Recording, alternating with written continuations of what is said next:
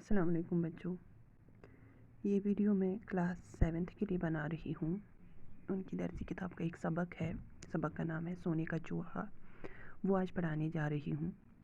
یہ جو سبق ہے یہ ایک کہانی ہے جو ایک لڑکے کے ارد گرد گھومتی ہے ساری کہانی۔ آپ نے ایک کہاوت سنی ہوگی، اگر جہاں چاہ وہاں راہ۔ اگر انسان کے من میں ایک اچھا ہو، چاہت ہو کچھ کرنے کی، تو راہ خود بخود نکل ہی آتی ہے، ٹھیک ہے۔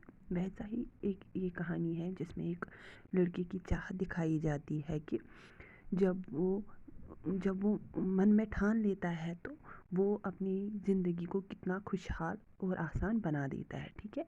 چلیے سبق شروع کرتے ہیں۔ ایک بار اچانک ایک مالدار سوداگر کی موت ہو گئی۔ اس کے لالچی رشتہ داروں نے اس کی بیوی سے سب کچھ چھین لیا۔ اس بات سے وہ ڈر گئی اور اپنے بیٹے کو لے کر وہاں سے بہت دور چلی گئی۔ وہ اپنے بیٹے سے بہت پیار کرتی تھی۔ اپنی تھوڑی سی آمدنی میں اس نے سوہمدات کو تعلیم دلائی۔ جب سوہم 21 سال کا ہوا تو اس کی ماں 16 سال کا ہوا تو اس کی ماں نے اپنے بیٹے سے کہا، بیٹے تم ایک تاجر کی اولاد ہو اور تمہیں اس کی طرح ہی کوئی کاروبار کرنا چاہیے، لیکن اس کے لیے ہمارے پاس سرمایہ نہیں۔ اس شہر میں ایک امیر تاجر ہے، وہ ہونہار نوجوانوں کو کاروبار کے لیے رقم دیتا ہے، تم اس کے پاس جاؤ اور مدد مانگو۔ دوسرے دن نوجوان سومدات اس امیر تاجر کے گھر گیا۔ وہاں پہنچ کر اسے معلوم ہوا کہ بیوپاری کا مزاج بہت خراب تھا، وہ کسی دوسرے نوجوان پر غصہ اتار رہا تھا۔ تمہیں کاروبار کرنے کے لیے میں نے کافی روپیہ دیا، تم نے اس کا کیا کیا؟ تم نے کوئی منافع بھی نہیں دیا اور نہ ہی اصل رقم بھی کھو بیٹھے، تم جانتے ہی نہیں کاروبار کیسے کیا جاتا ہے۔ تو نوجوان نے کیا، نہیں جناب عالی۔ دیکھو، تاجر نے ایک مرے ہوئے چوہے کی طرف اشارہ کرتے ہوئے کہا، ایک ہوشیار سوداگر اس مرے ہوئے چوہے کو بھی پونجی مان کر پیسے کما سکتا ہے۔ سومدات نے اس مرے ہوئے چوہے کی طرف دیکھا، ایک لمحے کے لیے سوچا اور چوہے کو اٹھا کر کہا، کیا تاجر کے پاس گیا، میں آپ سے پونجی کے روپ میں یہ چوہا ادھار لے رہا ہوں۔ تاجر نے سومدات کی طرف دیکھا اور ہنس پڑا، لیکن سومدات سنجیدہ تھا۔ وہ مرے ہوئے چوہے کو اٹھا کر باہر چلا گیا۔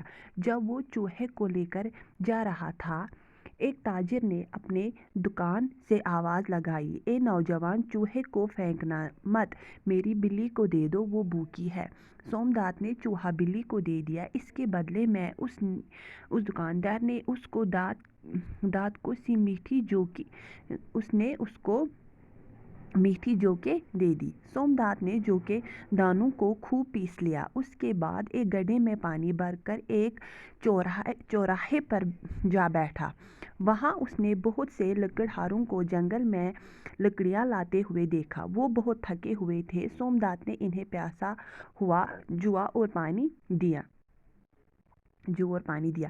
لکڑہارے بہت خوش ہوئے، ہر ایک نے اسے 2 لکڑیاں دی۔ سومدات نے یہ لکڑیاں بازار میں بیچ دی۔ ان کے بیچنے سے جو پیسے ملے ان سے کچھ اور جو خریدے۔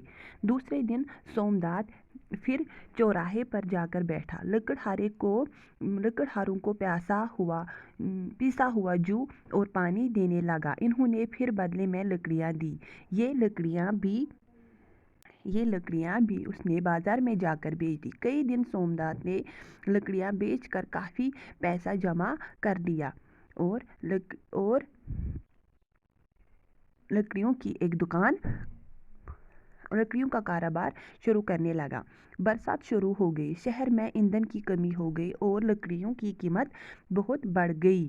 سومدات نے لکڑیاں اچھے داموں میں بیچ دی اور ترقی کی۔ کچھ ہی سالوں میں اس کا شمار شہر کے امیر تاجروں میں ہونے لگا، لیکن وہ اس امیر تاجر کو نہیں بھولا، جس نے